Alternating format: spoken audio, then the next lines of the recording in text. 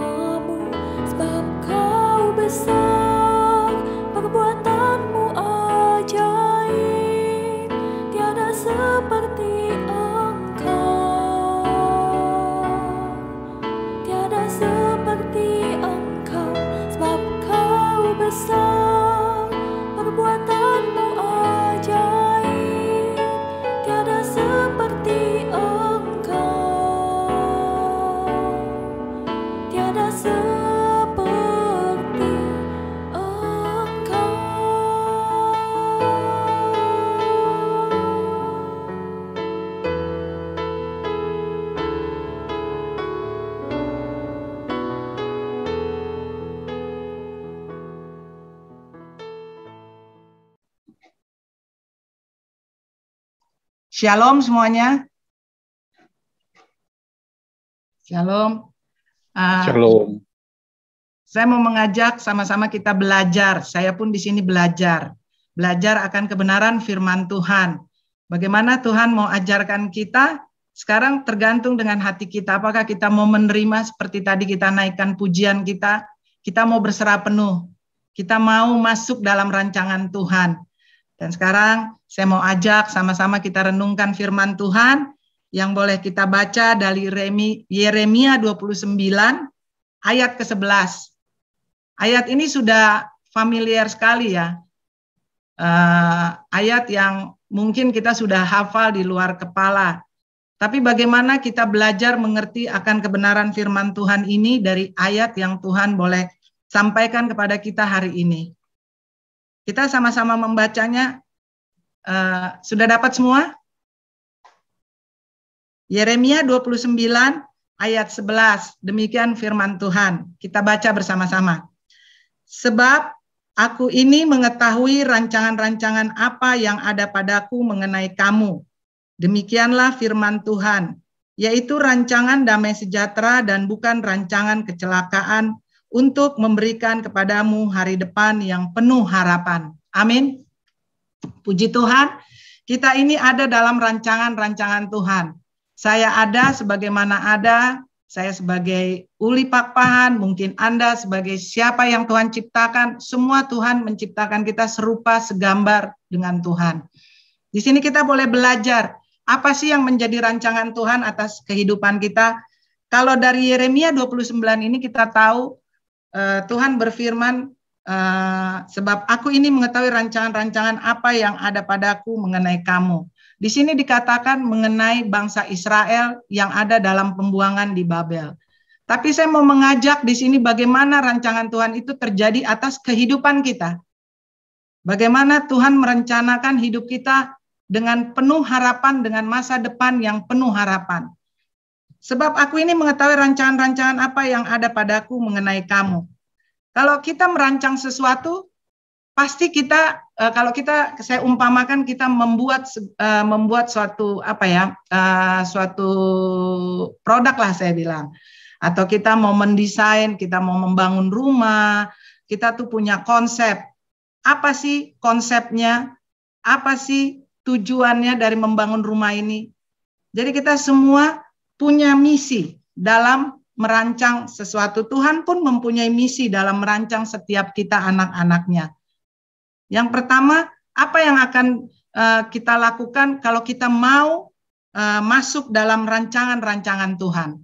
Tuhan katakan di Yeremia 29 di atas di ayat 4-7 dikatakan, beginilah firman Tuhan semesta alam Allah Israel kepada semua orang buangan yang diangkut ke dalam pembuangan dari Yerusalem ke Babel.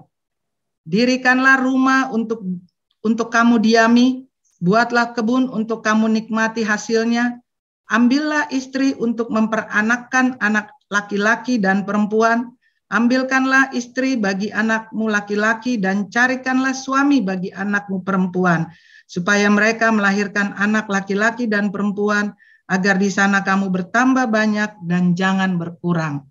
Di sini apa maksud dari ayat 4, 5, 6, dan 7 ini? Di sini dikatakan Tuhan, kita harus berusaha. Berusaha dalam hal apa? Mendirikan rumah. Ketika kita mau masuk dalam rancangan Tuhan, tidak segampang seperti yang kita impikan. Seperti umpamanya, saya masuk kok dalam rancangan Tuhan. Tuhan udah janji kok kami ini dalam rancangan damai sejahtera dan bukan rancangan kecelakaan. Tidak segampang itu saudara-saudara kasih. Tapi Tuhan ingin bagaimana ketika kita masuk dalam sebuah rancangannya Tuhan, kita harus punya usaha. Usaha dalam hal apa? Usaha dalam menyenangkan hati Tuhan. Apa yang menjadi bagiannya kita harus kerjakan. Dan Tuhan akan mengerjakan yang menjadi bagiannya kita. Caranya bagaimana? Di sini Tuhan katakan di ayat 5, dirikanlah rumah untuk kamu diami. Sekarang rumah itu melambangkan tubuh kita. Rumah itu melambangkan diri kita sendiri. Bagaimana kita mengusahakan diri kita ini? Kalau kita tahu firman Tuhan itu dulu, sekarang, dan selama-lamanya tetap iya dan amin. Dan itu tidak akan berubah. Tapi bagaimana kita melakukan yang menjadi bagian kita dalam kebenaran firman Tuhan.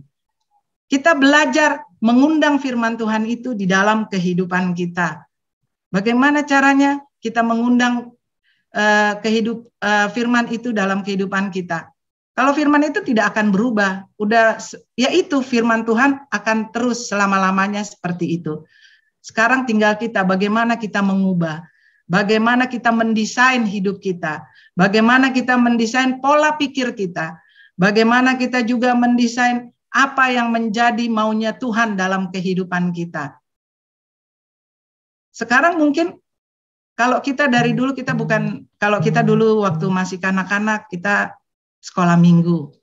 Kita belajar firman Tuhan, mungkin dari cara-cara penyampaian berbeda dari kita zaman waktu sekolah minggu sampai sekarang kita sudah mungkin remaja atau sudah dewasa atau mungkin yang sudah berkeluarga menjadi imam di dalam kehidupan kita. Itu pasti berbeda dalam menyambut kebenaran firman Tuhan.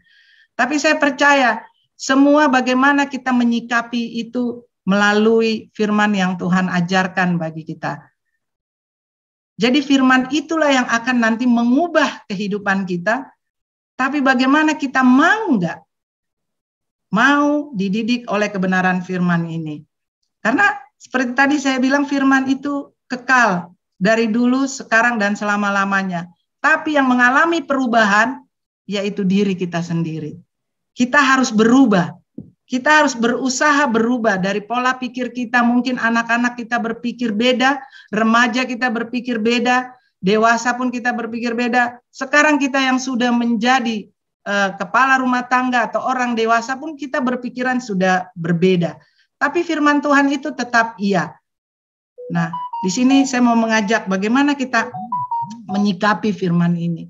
Apakah kita sudah berusaha dalam hal ini?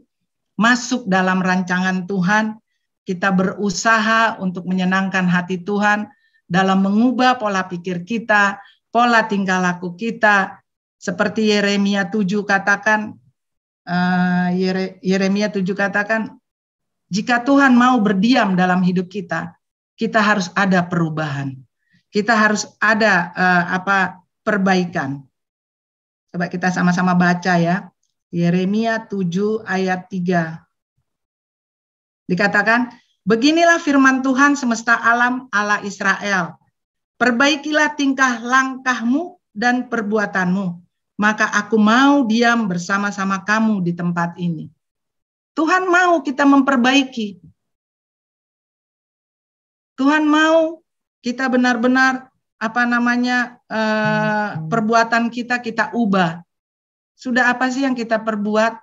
Kalau saya selalu mengajak, coba kita flashback lagi ke belakang. Kalau kita flashback yang ke belakang itu, kalau bisa, kita jangan flashback tuh yang jelek-jelek, yang tidak berkenan di hati Tuhan. Tapi kita boleh belajar. Flashback itu saya mau ajak, bagaimana kita belajar, oh dulu saya begini, oh saya sekarang sudah begini, oh kok saya berubah ya seperti kemarin. Itu Tuhan mau ajarkan kita bagaimana kita semakin berbuah. Karena kita baca firman kan, kalau kita anak Tuhan dari lahir, pasti kita sudah mengenal Tuhan, membaca firman sesuai dengan umur kita. Sekarang Tuhan pertanyakan kepada kita, sudah apa sih yang kau buat dalam kehidupanmu sehari-hari? Yang seperti Tuhan katakan, perbaikilah tingkah langkahmu dan perbuatanmu, maka aku mau diam bersama-sama kamu di tempat ini. Siapa yang nggak mau Tuhan diam di dalam hati kita? Pasti kita semua mau kan? Kalau saya selalu bilang sama Tuhan, Tuhan saya masuk dalam rancanganmu, oleh karena itu saya mau Tuhan ada dalamku. Kalau Tuhan tidak ada dalamku, buat apa Tuhan rancang hidup saya? Kita dirancang oleh Tuhan karena kita untuk melakukan yang menjadi kehendak Tuhan, bukan menjadi kehendak kita. Nah, dalam kebenaran firman ini kita boleh belajar apa yang sudah kita usahakan dalam kehidupan kita. Apa yang sudah kita perbaiki dari kehidupan kita. Dari masa lalu kita hingga saat ini, sudah apa sih yang sudah berbuah? Sudah apa sih yang kita ubah? Pola pikir kita, pola laku kita, seperti yang Tuhan kehendaki di dalam Yeremia 7 ayat 3 ini. Dan saya percaya pasti rancangan Tuhan terjadi atas hidup kita. Amin.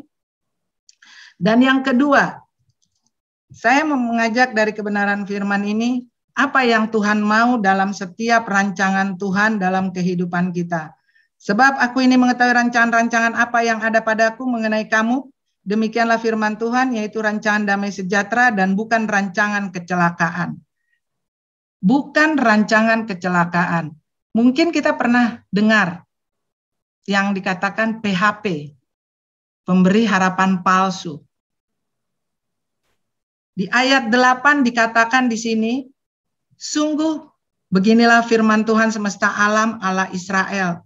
Janganlah kamu diperdayakan oleh nabi-nabimu yang ada di tengah-tengahmu dan oleh juru-juru tenungmu. Dan janganlah kamu dengarkan mimpi-mimpi yang mereka mimpikan. Tuhan katakan di sini, janganlah kamu diperdayakan. Sama kan? Kalau kita, bagaimana kita bergaul, bagaimana kita berinteraksi. Kadang banyak di sekeliling kita yang memberi harapan-harapan palsu. Kadang banyak orang sering memperdayakan kita dengan janji-janji yang manis, dengan janji-janji yang muluk. Tapi kita kadang lupa untuk berpikir akibat dari apa yang kita lakukan. Pernah nggak kita berpikir ketika kita mengambil suatu keputusan, kita harus belajar akibat dan untungnya.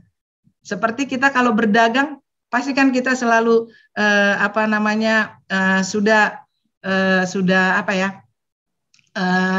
sudah merancang. Oh, nanti saya akan berjualan ini dan saya nanti akan tahu keuntungannya ini dan saya akan mendapatkan ini. Dan kalau saya tidak melakukan ini, pasti ada sesuatu kegagalannya ini. Pernah nggak kita belajar dari apa yang kita ambil suatu sikap kita dari sekeliling kita? Kita belajar apa sih yang menjadi efek dari apa yang kita ambil ini? Kadang kita lupa untuk belajar. Segala sesuatu yang kita ambil suatu keputusan pasti berakibat. Itu kita yang menjadi yang menjadikan pilihan itu. Kita mau akibat buruk atau akibat jahat. Kita mau akibat buruk atau akibat yang baik. Itu maksud saya, maaf. Jadi kita boleh belajar di sini. Jangan kita diperdayakan oleh nabi-nabimu. Nabi-nabimu ini kan menjadi sahabat kita. Sebenarnya yang menjadi sahabat kita itu keinginan kita. Pernah nggak kita belajar? Kita bersahabat sama siapa sih? Kita harusnya kan bersahabat dengan Tuhan.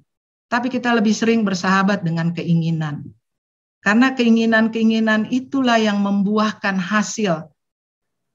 Kalau kita mau membeli sesuatu, umpamanya, saya mau makan soto, umpamanya, itu kan mengakibatkan hasil juga. Itu karena keinginan kita yang mau mengkonsumsi itu. Dengan akibatnya apa? Mungkin kita menikmati, enak. Wah, kita pasti punya penilaian, nggak enak, enak, atau bagaimana yang menurut kita dengan selera kita. Jadi, melalui apa yang Tuhan ajarkan dalam kehidupan kita, kita jangan selalu diperdayakan oleh sekeliling kita. Baik itu nabi-nabimu, baik itu di tengah juru-juru tenungmu. Mungkin kita kadang lupa, kadang kita tidak sadar ketika kita bergaul. Seperti yang dikatakan di Amsal 18. Amsal 18 ayat 24 dikatakan, ada teman yang mendatangkan kecelakaan, tetapi ada juga sahabat yang lebih karib daripada seorang saudara. Nah, di sini kita belajar. Ada teman yang mendatangkan kecelakaan, tetapi ada juga sahabat yang lebih karib daripada seorang saudara. Jadi kita boleh belajar menyeleksi. Apakah kita yang kita butuhkan pengharapan-pengharapan dari sesama kita, atau kita berharap kepada pengharapan kepada Yesus. Karena pengharapan yang kekal itu hanya ada dalam Yesus. Tidak ada dalam dunia ini. Di sini firman sudah katakan, ada teman yang mendatangkan kecelakaan. Jadi nggak semua teman itu, lingkungan hidup kita itu benar-benar mendatangkan berkat. Tapi ada juga sahabat yang lebih karib dari lebih saudara, mungkin lebih dari adik kita, mungkin lebih dari kakak kita. Itu yang Tuhan sediakan. Inilah luar biasanya Tuhan kita. Kenapa? Tuhan itu selalu adil. Timbangannya luar biasa. Timbangan Tuhanlah yang selalu adil dalam kehidupan kita. Amin. Di situ kita boleh belajar dari pengharapan-pengharapan ini. Jadi kita jangan selalu mau diperdayakan oleh pengharapan-pengharapan yang bukan datangnya dari Tuhan. Tapi kita boleh belajar, berharap kepada Tuhan. Bagaimana kita berpengharapan kepada Tuhan. Karena Tuhan akan memberikan yang terbaik buat kita. Yang ketiga, di sini dikatakan, di ayat 10, sebab beginilah firman Tuhan, apabila telah genap 70 tahun bagi Babel, barulah aku memperhatikan kamu. Aku akan menepati janjiku itu kepadamu dengan mengembalikan kamu ke tempat ini. Di sini 70 tahun itu mengajarkan kita tentang waktu. Waktu yang sudah kita berikan selama kita hidup dalam rancangan Tuhan, apakah kita sudah pergunakan dengan benar? Apakah kita sudah lakukan dengan apa yang menjadi maunya Tuhan? Karena waktu itulah yang tidak bisa diubah. Apakah bisa kita mundur ke belakang? Tidak. Tapi firman Tuhan katakan, ajarkan kami menghitung hari-hari kami dengan benar, sehingga kami memperoleh hikmat. Dalam Mazmur 90 ayat 12, kalau nggak salah. Di situ Tuhan katakan, jadi bagaimana kita menggunakan hari-hari kita, waktu kita dalam rancangan Tuhan yang dikatakan rancangan damai sejahtera, bukan rancangan kecelakaan. Bagaimana kita boleh melakukan apa yang menjadi kehendaknya Tuhan dalam waktu-waktu yang Tuhan sediakan. Kita paling lama berapa lama sih dikasih Tuhan hidup? Kata firman Tuhan 70 sampai 80. Coba kita boleh hitung. Seperti tadi kita naikkan pujian. Sisa waktu kita berapa lama lagi? Kita boleh belajar berhitung. Apakah masih setengah hidup kami? Ataukah masih 2/3 lagi? Kita tidak tahu. Karena waktunya Tuhan untuk kita tidak tahu. Bagaimana caranya Tuhan datang untuk kita juga tidak pernah tahu. Tapi kita boleh percaya bagaimana Tuhan merancang kehidupan kita dengan penuh damai sejahtera. Dan yang terakhir, Tuhan katakan di sini, kalau kita mau masuk dalam rancangan Tuhan yang memberikan kepadamu hari depan yang penuh harapan, kita jangan malas. Kenapa saya katakan kita jangan malas? Kita ambil dari ayat 12 di sini dikatakan, dan apabila kamu berseru dan datang untuk berdoa kepadaku, maka aku akan mendengarkan kamu. Kita jangan jemu-jemu. Kita datang kepada Tuhan terus, bagaimana kita berdoa, kita meminta, agar setiap rancangan Tuhan itu benar-benar terjadi atas kehidupan kita. Kita boleh belajar seperti tadi, saya ajak kita belajar ke belakang kembali. Sekarang kita selalu berdoa, kita ada sebagaimana kami ada Tuhan saat ini. Ketika kita mengucapkan bagaimana saya ada sebagaimana saya ada Tuhan hari ini, kita boleh mengerti nggak apa yang kita ucapkan, apa yang Tuhan ajarkan, karena Roh Kudus itu mengajarkan kita bagaimana kita berdoa. Tapi ketika kita berbicara, terima kasih Tuhan, sebagaimana kami ada saat ini, biarlah rencana Tuhan jadi atas kami, atas pemeliharaan, penyertaan, pertolongan Tuhan. Tapi ketika kita mengucapkan itu, apakah kita boleh belajar? Seperti tadi saya ajak, kita lihat lagi flashback ke belakang. Sudah apa sih yang Tuhan perbuat dalam hidup kita? Dan kita flashback lagi, sudah apa sih yang kita kerjakan untuk menyenangkan hati Tuhan? Apakah kita sudah mengerjakan yang menjadi bagian kita dalam hidup kita? Kalau Tuhan tuh tidak pernah berhenti untuk mengerjakan apa yang menjadi bagiannya Tuhan. Amin. Kita pernah nggak merasakan kebaikan Tuhan dalam kehidupan kita? Mungkin saat ini Kalau melalui kebenaran firman ini, Tuhan katakan rancangan damai sejahtera dan bukan rancangan kecelakaan. Masa sih? Buktinya saya seperti ini, Tuhan. Kita jangan selalu menarik yang menjadi kondisi kita saat ini. Kita selalu menyalahkan keadaan kita saat ini. Ketika kita mendengar kebenaran firman ini, mungkin kita merasa, buktinya saya seperti ini, Tuhan. Di mana yang masuk dalam rancangan Tuhan? Katanya Tuhan, rancangan Tuhan adalah rancangan damai sejahtera, bukan rancangan kecelakaan. Untuk memberikan kepadamu hari depan yang penuh harapan. Di mana harapanku, Tuhan? Sedangkan aku saat ini seperti ini. Kita kembalikan kepada keadaan kita masing-masing. Saya tidak tahu keadaan saudara saat ini. Apakah keadaan saudara sekarang sedang senang hati, ataukah susah hati, atau marsak, saya tidak tahu apa yang sedang saudara-saudara kekasih alami saat ini. Tapi ketika kita mungkin mendengar kebenaran firman ini, kita pasti bilang, enggak lah, buktinya saya seperti ini.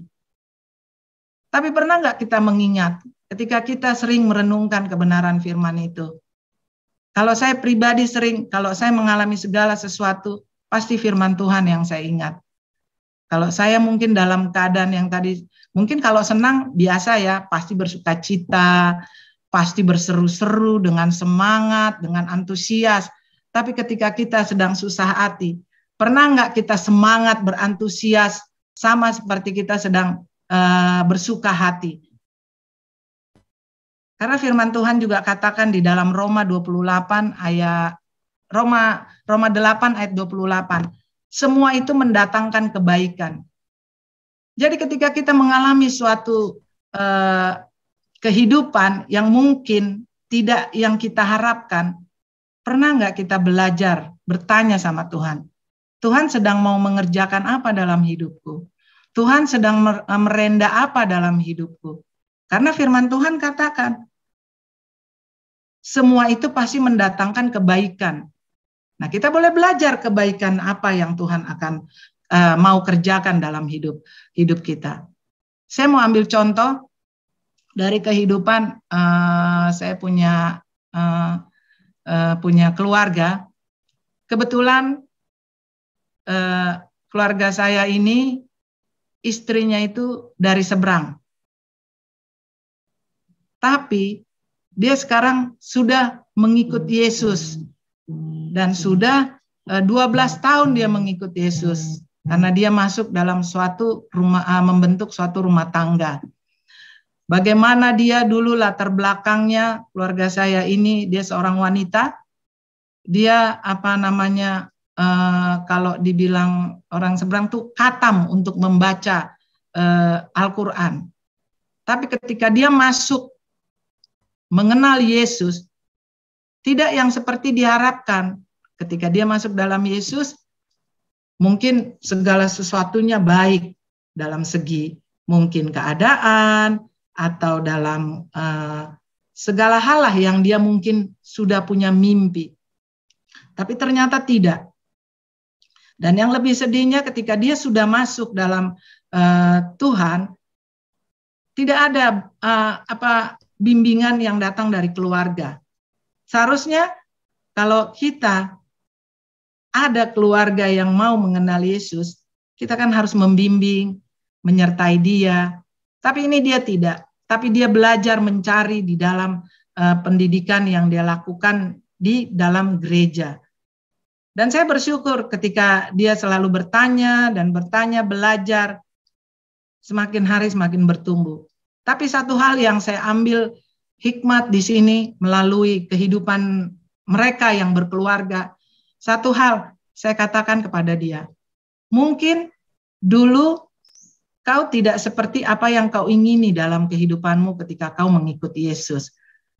Tapi saya tanya, apakah yang sudah kau nikmati ketika kau mengikuti Yesus? Dia katakan, semakin mengenal Yesus, semakin nikmat, dia katakan. Kenapa? Karena dalam kesusahan pun dia tetap ada sukacita. Luar biasa, saya bilang. Jadi Tuhan itu ketika dia mungkin masuk Tuhan tidak segampang itu menjanjikan seperti yang dalam firman ini yang dikatakan rancangan damai sejahtera. Tapi yang kata saya tadi uraikan, kita harus ada usaha, kita harus ada waktu, bahkan kita jangan malas bagaimana kita terus berserah dan berseru kepada Yesus. Dan saya percaya ketika firman ini pun ditabur sama-sama belajar kita. Saya pun belajar dari kebenaran firman ini. Bukan hanya untuk saudara, tapi buat saya juga. Bagaimana saya boleh menyikapi kebenaran firman ini di dalam kehidupan kita masing-masing.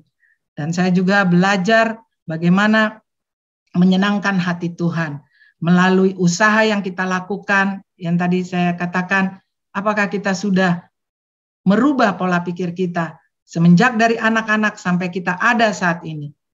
Dan kita juga ada sebagaimana saat ini, itu bukan keluar dari rancangan Tuhan. Pasti ada rencana Tuhan buat kita semua. Baik mungkin bagi warga binaan yang ada, bahkan buat kami juga sebagai hamba-hamba Tuhan, Tuhan mempunyai rencana yang terindah. Tapi rancangan Tuhan itu bagi setiap kita berbeda, tidak akan sama. Tapi kita sama dengan Yesus, bukan sama dengan sesama kita. Kita hanya sama dengan Yesus. Dan melalui kebenaran firman ini, biarlah kita boleh belajar kembali bagaimana kita menyikapi kebenaran firman ini dalam rancangan Tuhan, agar hari depan yang penuh harapan itu terjadi dalam hidup kita. Agar apa yang kita mimpikan, kita jangan hanya bermimpi, tapi kita keluar dari mimpi kita harus usahakan mimpi kita untuk berhasil. Bagaimana ke depan kita mempunyai harapan-harapan yang indah seperti apa yang Tuhan rancangkan. Dan kita belajar waktu dan caranya Tuhan kita boleh selidiki. Bagaimana Tuhan menjadikan kita sebagaimana kita ada saat ini. Inilah kebenaran firman Tuhan yang boleh kita sharingkan saat ini. Dan kita boleh belajar sama-sama bagaimana yang menjadi kemauannya Tuhan dalam hidup kita. Agar Tuhan benar-benar tinggal tetap dalam kehidupan kita. Seperti yang dikatakan di dalam Yeremia 7 ayat 3 tadi. Perbaikilah tingkah laku langkahmu, supaya aku berdiam. Dan kita bisa masuk dalam rancangan Tuhan yang penuh damai sejahtera. Amin. Mari kita bersatu dalam doa. Bersyukur Tuhan buat apa yang Tuhan ajarkan dalam kehidupan kami saat ini. Berterima kasih Bapa untuk waktunya Tuhan hari ini mengajarkan kami. Bagaimana kami bisa mengubah tingkah laku langkah kami, agar Engkau tetap diam dalam hidup kami Bapa. Dan kami percaya melalui rancangan Tuhan yang penuh damai sejahtera ini, tidak satu pun Tuhan kami yang terlewatkan. Tapi Tuhan punya cara dan waktu yang luar biasa, yang tidak pernah terselami oleh kami anak-anak-Mu sebagai hamba-hamba-Mu juga Tuhan, yang boleh melakukan apa yang menjadi keinginan-Mu dalam kehidupan kami. Mari Roh Kudus, apa yang sudah kami terima dalam pengajaran-Mu ini, tidak tinggal diam kami, tapi kami boleh mengaplikasikannya dalam kehidupan kami, dan kami juga boleh merefleksi kembali untuk penyertaan pemeliharaan Tuhan di dalam kehidupan kami hingga saat ini. Dan kami percaya Roh Kudus tidak akan tinggal diam. Tuhan akan membentuk setiap kami seturut dengan rancangan-Mu. Terpujilah nama-Mu kekal selama-lamanya. Haleluya. Amin. Haleluya.